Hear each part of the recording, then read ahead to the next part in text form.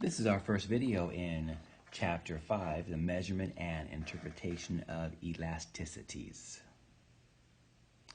While there are several types of elasticities, probably the biggest concept that we need to put in our long-term memory is elasticity essentially is the same thing as sensitivity. The more sensitive something is, the more elastic it is. And so while we are going to cover several different points in elasticity, I think we need to really focus on this idea of sensitivity. When I think of elasticity, a rubber band comes to mind. And if you have a rubber band that is very elastic, it stretches a lot. It is very sensitive, and so if it's a very elastic rubber band, it stretches more. It is more responsive. And conversely, if it is an inelastic rubber band, it's harder to stretch. It doesn't have a lot of responsiveness. It does not have a lot of sensitivity. So if you think of elasticity as its responsiveness, its amount of stretchiness, I think you'll do okay. The first elasticity we're going to discuss is called own price elasticity of demand, and its abbreviation is the E with a small d beside it, elasticity of demand. When we discuss own price elasticity of demand, you and I understand that when the price of a product changes, that affects the demand for that product. If the price of beef increases, the demand of beef will probably decrease, and of course vice versa. But the question is, when price changes, how much of an effect does it have on demand? Will it have a huge effect, or will it have a little effect? The only way for us to tell is to measure the own price elasticity. And to measure the own price elasticity, it starts out with a relatively simple equation that talks about we have to determine the percent change in quantity and divide that by the percent change in price. Sounds simplistic, doesn't it? Well, really it is. When we look at the percent change in quantity divided by the percent change in price, or the equation for the own price elasticity of demand, it can also be demonstrated by this equation here. The change in quantity divided by the change in price times the absolute value of price divided by the absolute value of the quantity. So while the equation seems to be getting a little bit more complicated, I'll simplify it for you. If we determined that the price of our product went from $8 a pound to $6 a pound, and the price decreased, that would suggest to us as price goes down, the quantity demanded is going to increase. In this case, from 5 to 6. There has been a movement on the demand curve, or a change in quantity demanded from point B before to point A after. So we can see here, if we look towards the bottom,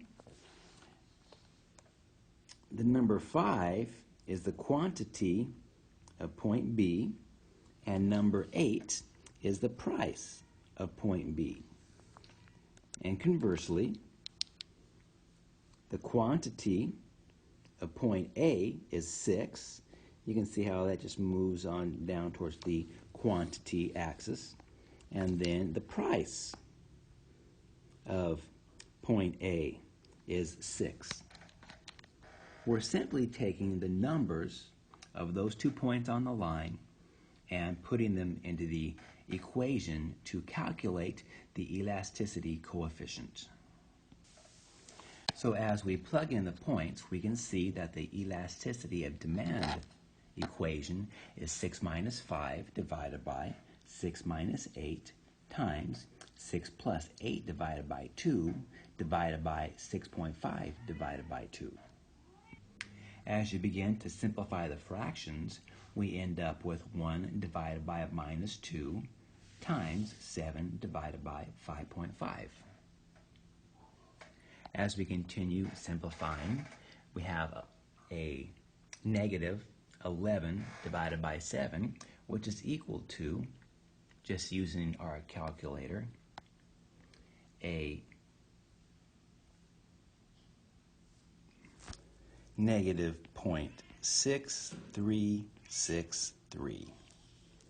So we have completed our elasticity coefficient example and determined that this elasticity coefficient is a negative 0.6363.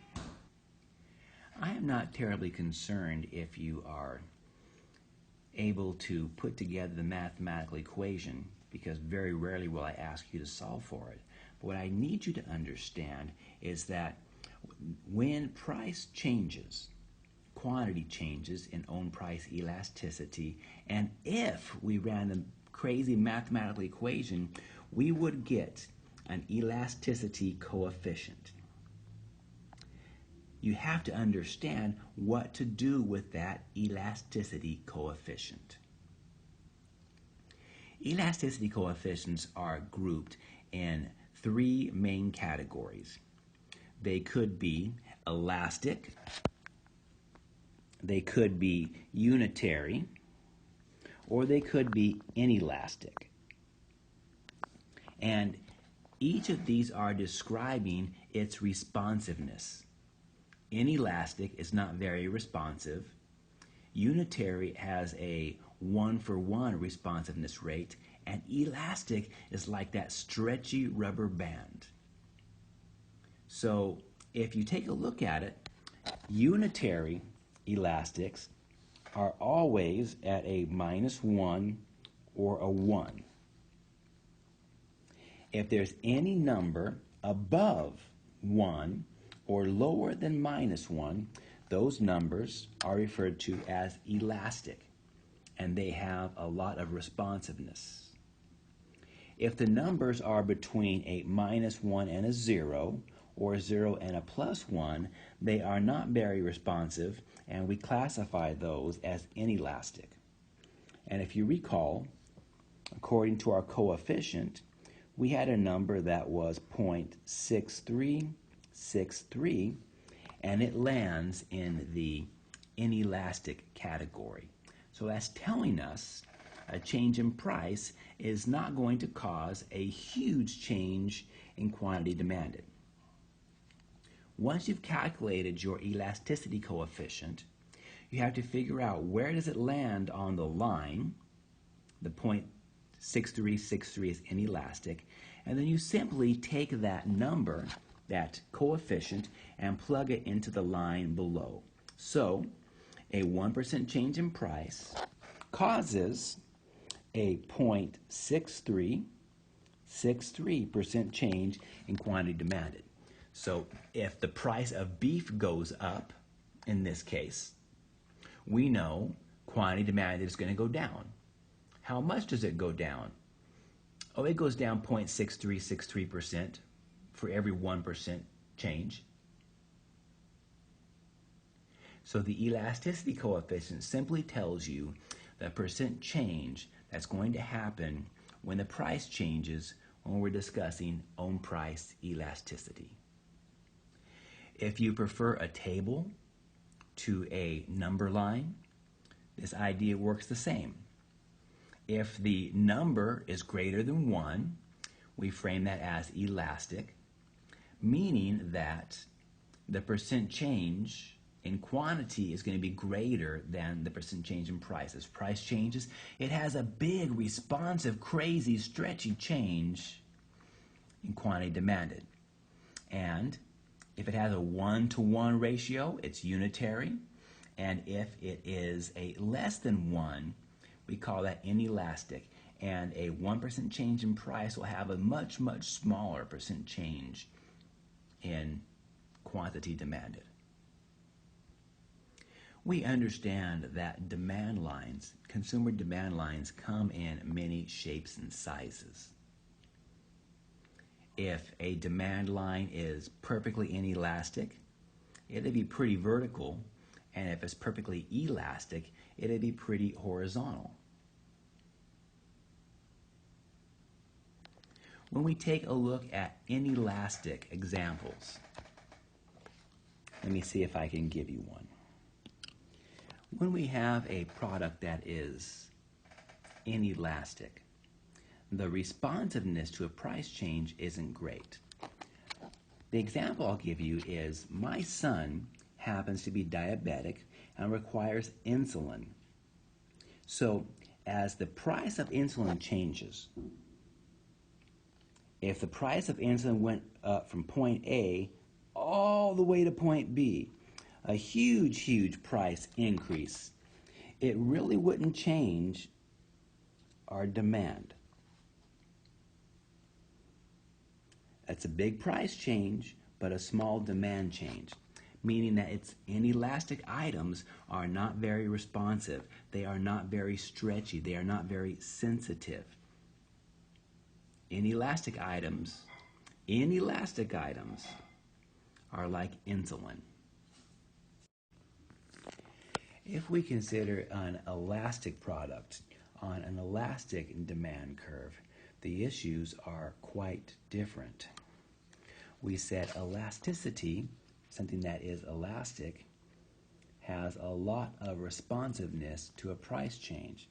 So in this case, if the price goes down from point A to point B, a small decrease in price, then we can see the quantity demanded goes up a lot. So elastic products, there is a lot of responsiveness to a price change. Agricultural products are typically elastic based. And as you calculate your elasticity coefficient on the same demand curve, we will recognize that at some portions on the demand curve, the product may be elastic based. Different places on the demand curve, it may be more unitary. And further, additional places on the demand curve, we may find that to be very inelastic. And if we think about, in particular, the inelasticness, if you have already consumed a great number of very high quantity, let's just say you already have 1,000 grapes, 1,000 apples, 1,000 any agriculture product. If you're already oversupplied, how much does the price have to change for you to want to purchase more of the quantity? So at these greater levels of quantity, we'll find that the demand curve tends to be more inelastic with its coefficient, and when there's less of a quantity, it tends to be more elastic.